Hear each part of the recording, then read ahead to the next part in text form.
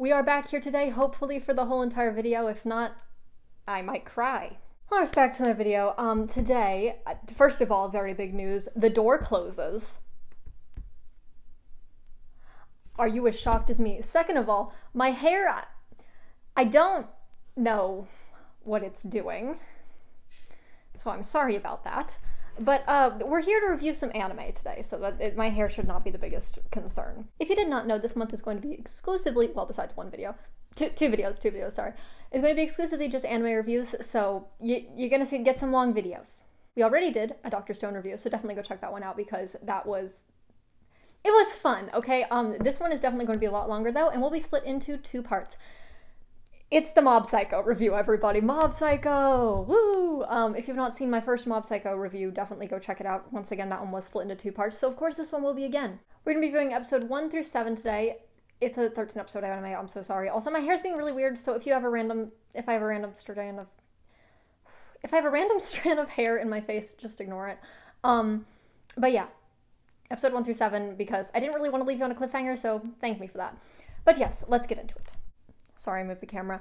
But basically, if you've not seen the first season review, you have to go watch both parts. Definitely go do that because, yeah. If not, this isn't really going to make sense. Or if you've seen the anime, that's perfect. Either season, I mean, there's really no point in watching this if you've seen the second season. Unless you just want my opinion, if you've seen the second season. So this season of Mob Psycho is a bit different. The episodes are kind of more one-offs that sometimes have 2 parts to them. So we will have to be doing what we did for the last review, I guess, and putting up every episode the new characters that are being introduced. So I'm basically just going to say their name. You're going to know what they look like, whatever.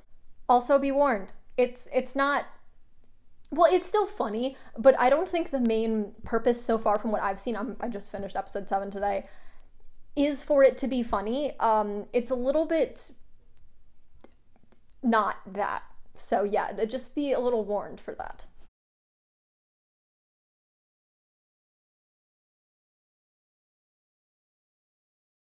Mob Psycho starts off exactly how it did last season, with just a normal narration. And then of course we get right into the action.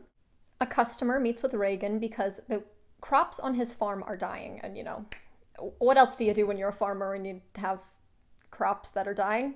You go to a psychic, come on guys. The man says that he can't pay Reagan, obviously because his crops are dying, so Reagan just offers to say, hey, give me your crops. Not really sure how that's gonna help him though, because you know, the crops are dead, but you go, Reagan, we love you.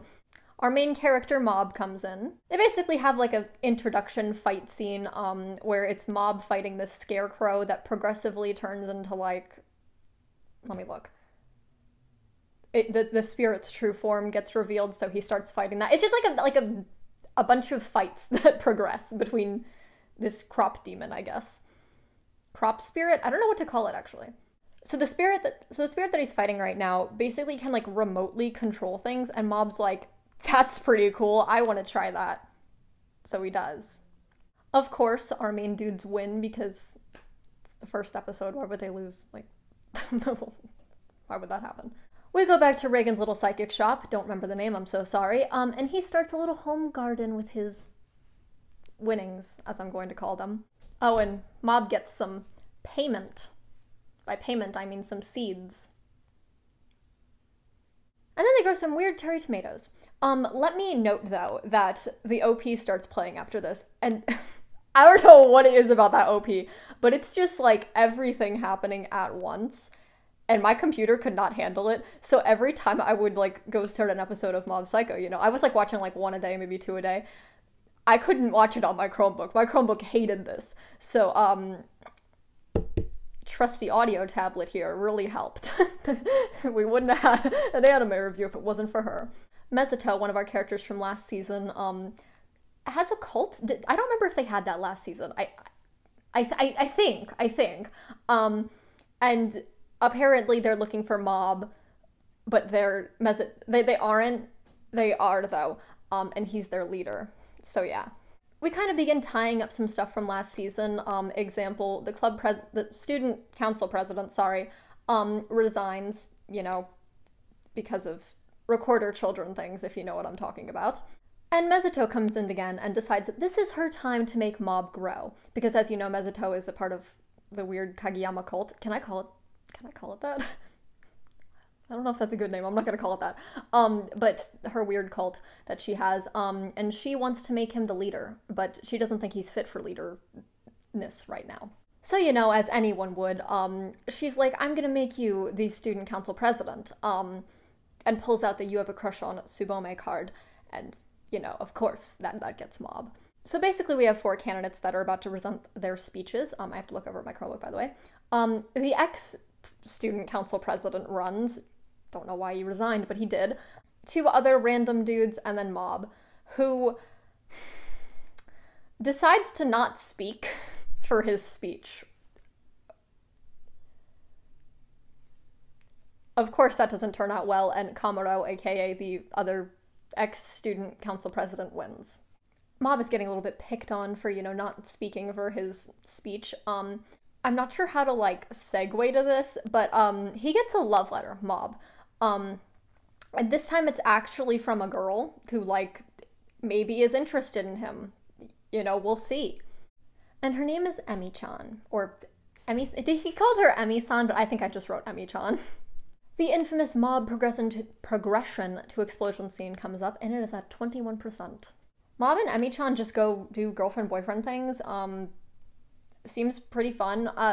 Let me mention, they actually, okay, I kind of just thought that they were dating. It gets revealed in like a minute probably that they aren't dating, so yeah, they were just kind of hanging out. It really seemed like they were dating though, I'm not kidding. Mob decides to not tell Emi that he is an ESPer, and says that he works at a bookstore, which she says that she really likes books and is writing a novel.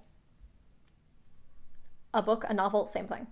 We see Dimple for the first time, guys. Okay, also, I don't mention that he's there a lot, but if I say like the boys or like Reagan and Mob is there, Dimple's probably there, so just know that. I'm gonna mention this joke because it was kind of funny.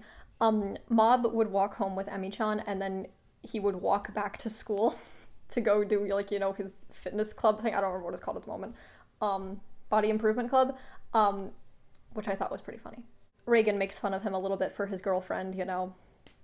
We gotta love Reagan. And then it skips to 1 week later. I cannot believe we're only on episode 1 and we are at 14 minutes, guys. Mob reads Emi-chan's book, that I guess she just finished in the week that they were hanging out. Or maybe she had it done already, I don't know. And then Emi just goes on this whole rant. Like, she is just accusing Mob, like, one after another. And then she drops the bomb that this was a dare that she undertook. So she doesn't really like Mob. She just was dared to ask him out. So it hurt, guys, it hurt. Emi goes to her asshole friends, who proceed to rip her novel. Great friends. And then Mob comes over and helps her put her novel back together. It was really cute. So basically, here's the scene. I'll paint a picture for you. They're like both on the sidewalk. They have little piles of like Emi-chan's novel, and some wind comes by and picks up all the little pieces, and they all go flying. What happens next? Mob shows her that he is an ESPer, which I thought that was some pretty good character progression. I'm just saying. And this was, okay, I honestly forgot this happened. I just saw it and I was like, wait, what? But Tsubome-chan sees, okay. We didn't have anything happen in the next 7 episodes with Tsubome-chan, by the way. Not to spoil or anything, but yeah. Basically, the first episode, yes, this is still the first episode, I'm so sorry. The first episode ends, with Dimple making fun of Mob, as usual, and Emi-chan writing another novel, this time about Mob. Really cute, I know.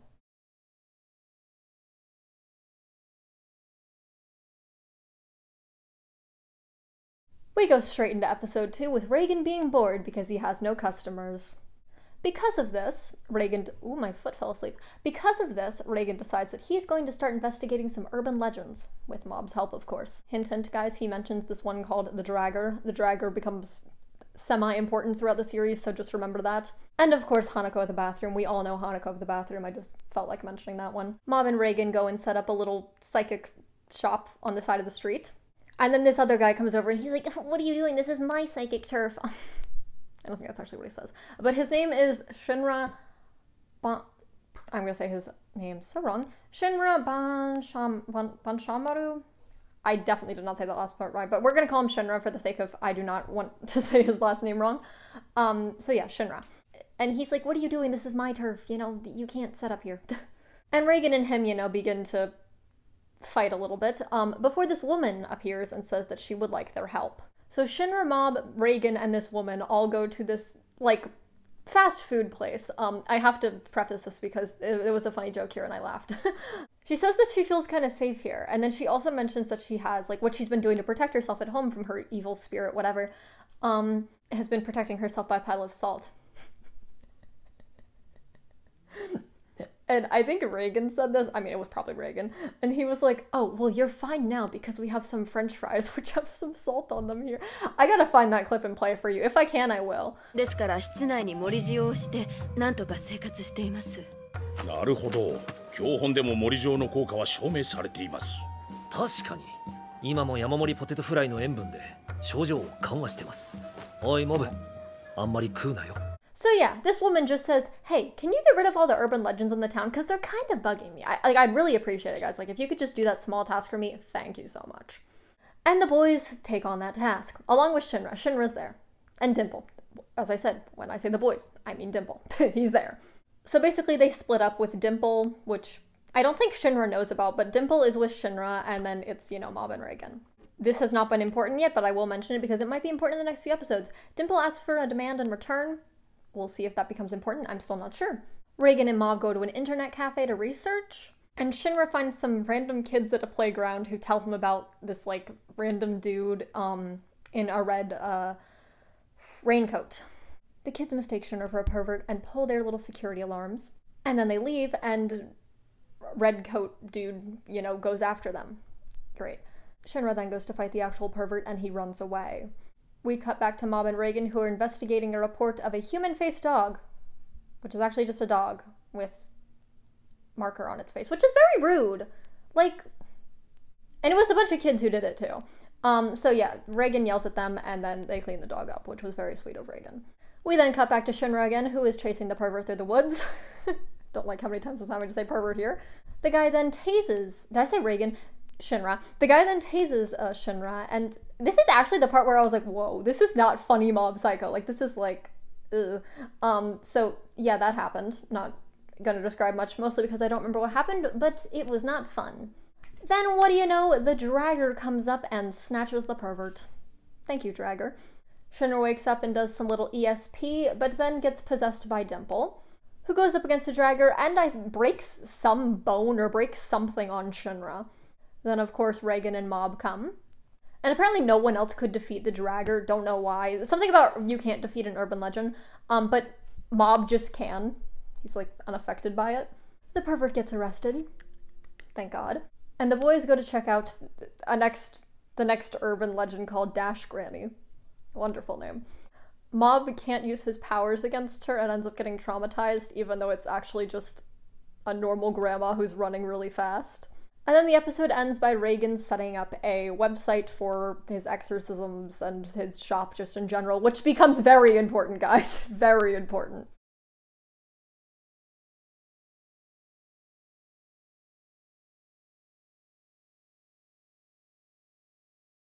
Reagan's website, let me tell you, it's doing amazing right now, guys. At the beginning of episode 3, wonderful.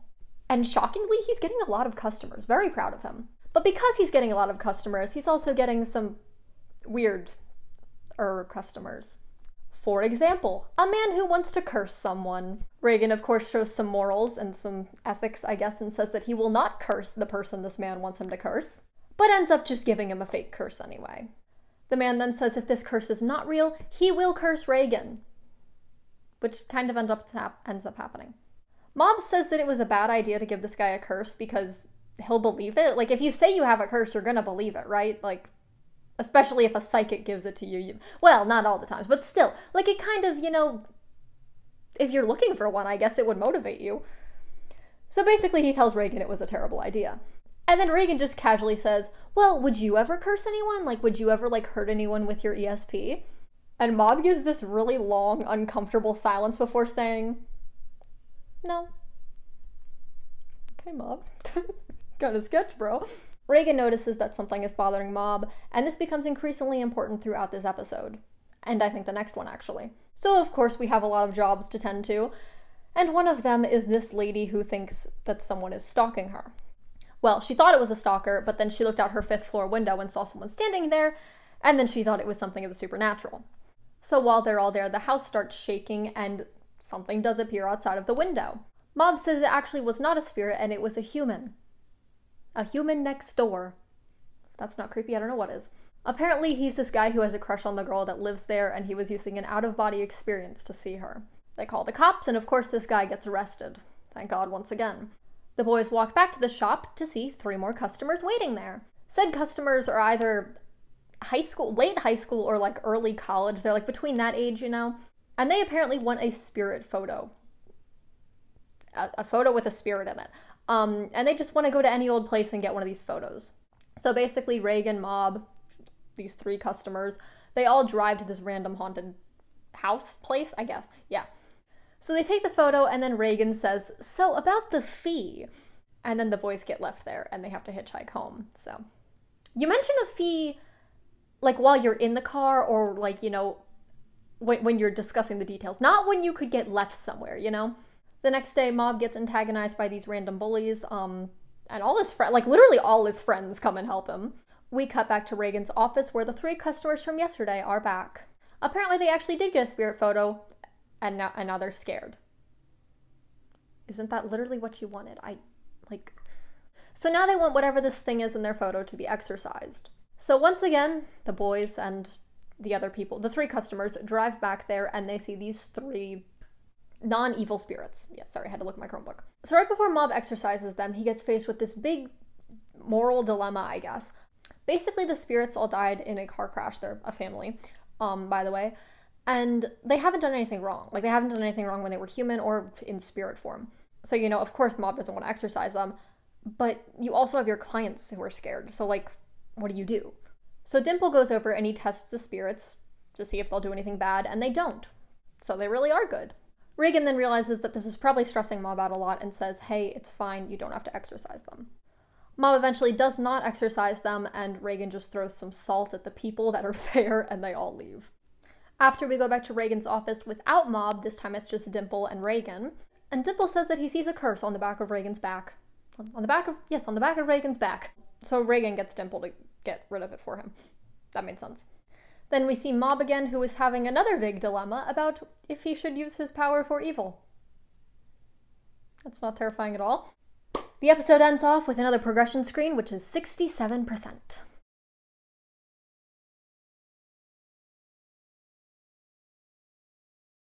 This is our first 2-parter. Be excited. That's all I gotta say. The episode starts off with something that'll happen later on in the episode, but I'm still gonna mention it anyway. Dimple being in this weird school, just doing some random stuff with some psychics. Then the intro plays. Now we're back to normal time. Sorry, we were out of normal time for 5 seconds.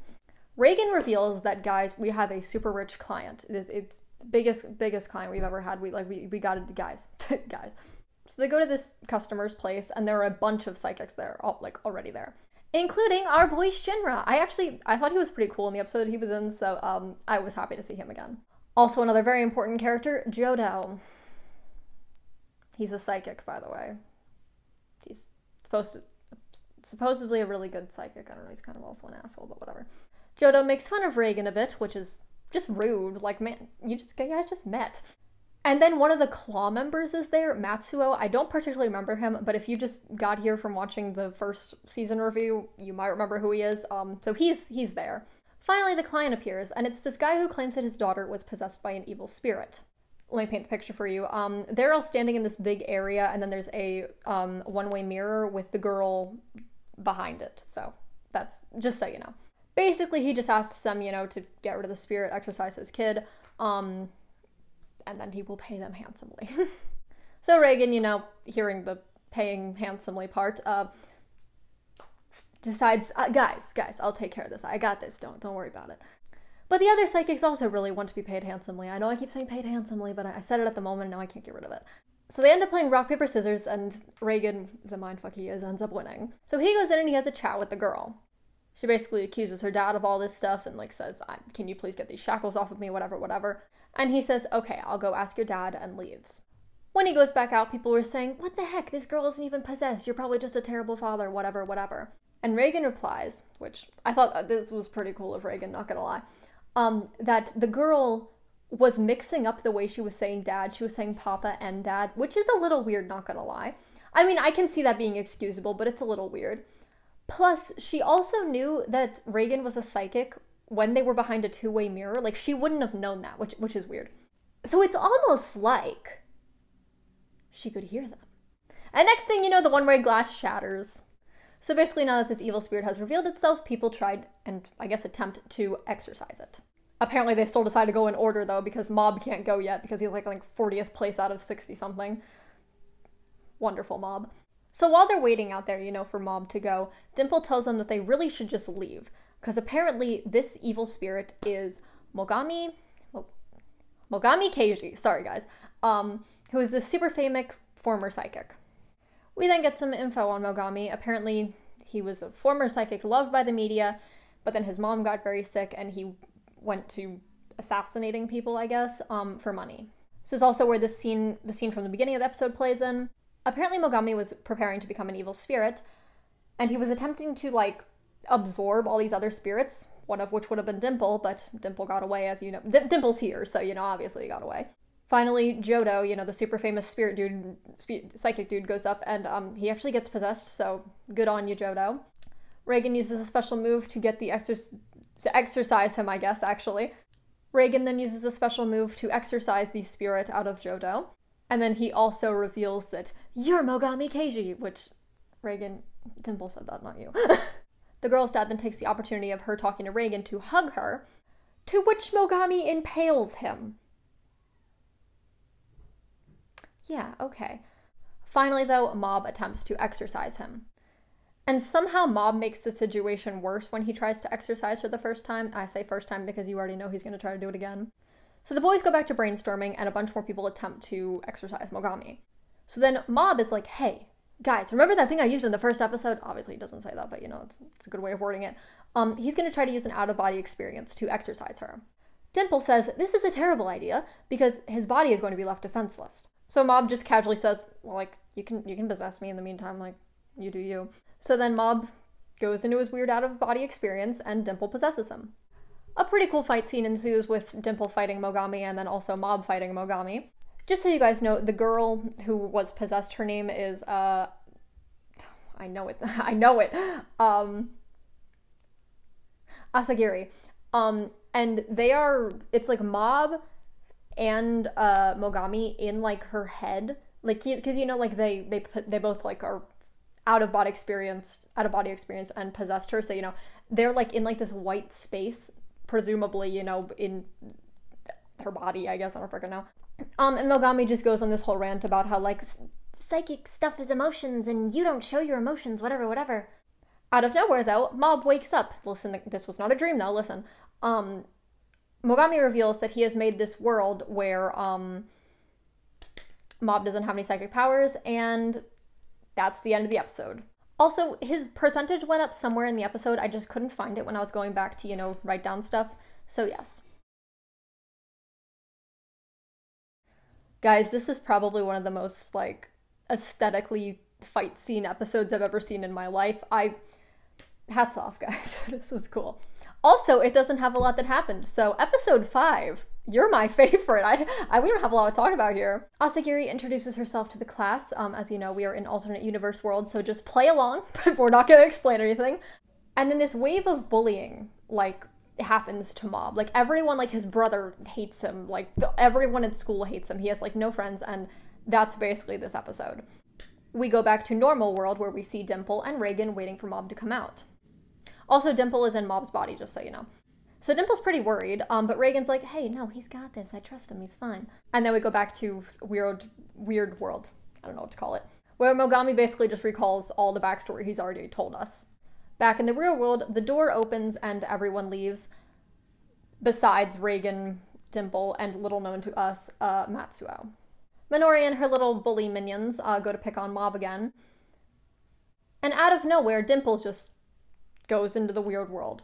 And he helps reveal Mob's memories again. Like, you know, hey, you're actually an ESP, and you're a pretty cool dude. Apparently Matsuo also helped him get in, which, thanks, I guess, Matsuo.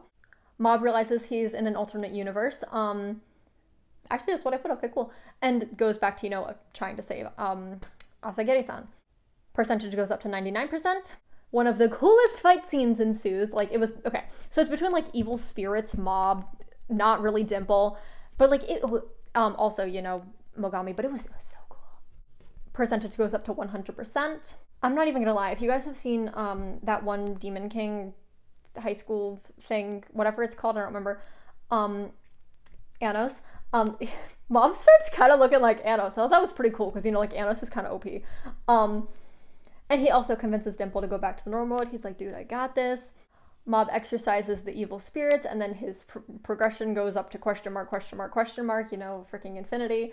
And then he wakes up! Woo! With him waking up, of course, so does Mogami, who is then trapped by our boy Matsuo. Don't really remember if he was good in the first season, but thank you, Matsuo. He basically just traps him in a container and then just, like, walks away with him, and I was like, okay, we're probably gonna see Mogami again, but cool.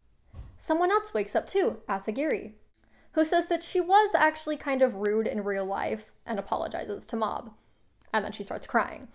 We cut to Asagiri at the hospital with her dad. Thank God her dad is alive. I don't know how he survived the impalation. is that the plural of that? I don't know. But yes, and they also find Mob's weird cult. Speaking of the weird cult, they seem to be doing pretty well. And then we end with some uneventful dialogue from the boys.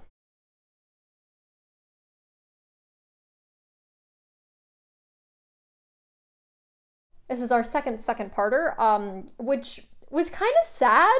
Like, focuses on Reagan, and it kind of just made me upset. But yes, this is the one. We're gonna go to episode 7, of course, because I don't want to leave you guys on a cliffhanger. And also, I haven't seen episode 8 yet, so yeah! We start off with how we started off, I think, episode 4, you know, with, like, something that's gonna happen later on in the episode. Basically, Reagan rented out this place for money, and he found out about psychics, and that's his backstory, which we will go into more detail about, but that's all you're gonna get for now. We go back to normal time, where it's just Mob chilling with his friends from the club, you know, from the, wait a second, from like the fitness club guys. Dimple's there too, by the way, I felt the need to mention. Someone's birthday randomly gets mentioned, and then they all decide, hey guys, let's go to a family restaurant to celebrate. We switch over to Reagan, who has a customer, and calls Mob to come help out. But Mob was just about to go to karaoke with his friends. So, you know, he tells Reagan, he's like, hey, you know, you gotta, like, give me more time in advance for this kind of stuff. And Reagan's like, oh, you have no social life, come on. And Mob ends up going. So he takes the job and then gets kind of mad at Reagan.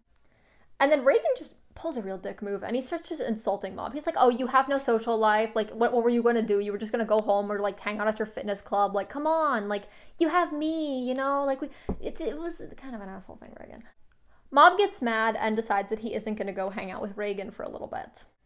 And I mean, honestly, he sounded like he was having a pretty fun time. He basically just hangs out with his friends and his brother a lot, and I was like, dude, you look like you're chilling, good job. Reagan, on the other hand, is not doing as well as Mob is. And he's trying to be like, oh, I'm fine without him. Like, who needs him, you know? You, Reagan, you need him. Reagan begins taking easier jobs because obviously he can't exercise people, spirits. Yeah. One day, while he is out, he ends up seeing Mob with some of his friends. He avoids Mob, but Dimple ends up seeing him, so Dimple comes and, like, confronts him. And basically Dimple just says, hey, Mob's doing fine. I don't know about you, bro, but he's doing perfect. Reagan goes on, you know, off-brand Facebook, as you do, and sees that today is his birthday, which makes it always sadder.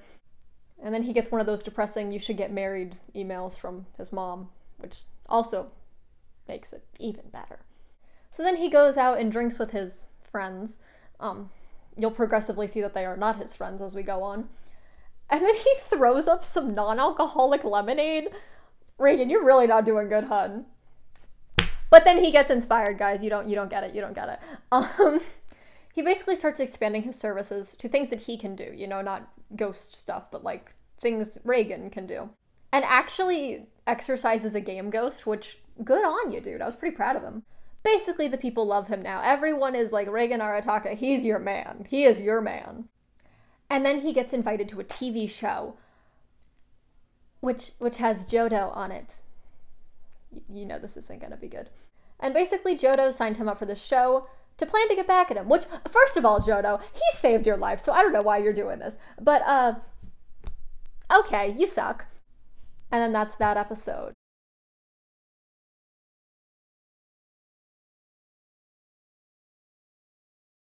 So we come back to episode 7, where Reagan is doing his TV debut with Jodo, and an idol, and this other random guy.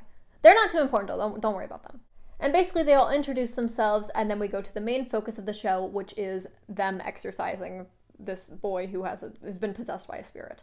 Reagan identifies this spirit as a certain breed of fox from a certain place of something. I don't really remember what he said. And then Jodo tricks Reagan into wanting to exorcise the boy first. Reagan then uses up all his special moves in the course of 30 minutes. And then they say, you know what, Reagan, you've been doing this for long enough, we'll get Jodo to come up now. And Jodo says, the boy's just acting. Then progressively Reagan gets humiliated by the audience and everyone else. Can't really come up with an excuse. It sucked. But yes. People then take to social media and start making fun of Reagan. While Mob's friends get very concerned. As I say, not Mob, because Mob is actually not concerned. He's like, oh, this is part of his plan, guys, don't worry about it. We also don't see much of Mob, though, by the way.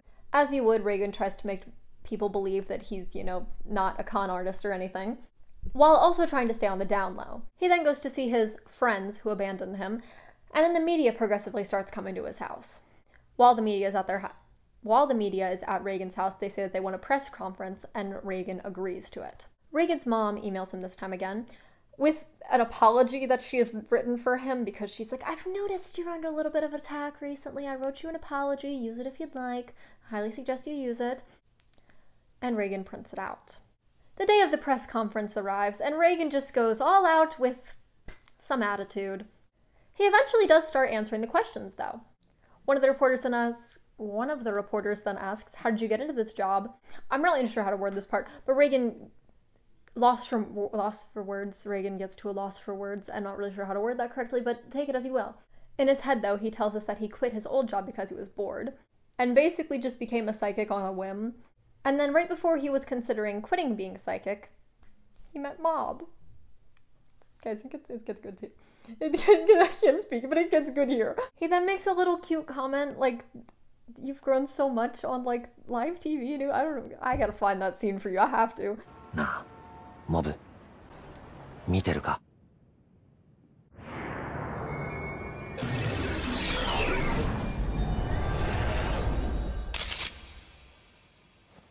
成長したな、お前. And then, I presume this was Mob. We'll have to see, though. It hasn't been confirmed. But a bunch of the cameras start flying, and I was like, oh, Mob, you heard him. That's so cute. And then Reagan just leaves the press conference. On the way back, though, he sees Mob and Dimple, of course. Reagan basically says, did you figure out what I was? Like, do you know what I am? And Mob says, I always knew what you were. A genuinely good guy. I'm gonna cry. That's too cute. Shut up. But yes, so that is Mob Psycho, episode 1 through 7. I will see you in, I don't know when, go check my Instagram. But yes, I'll see you when we review the rest of the anime, and then we'll be reviewing another anime, but I'll tell you that next time. We have to leave you with a little bit of a surprise. But yes, like, start the bell, see you in the next one. Hope you enjoyed this. See you in probably about a week. Bye!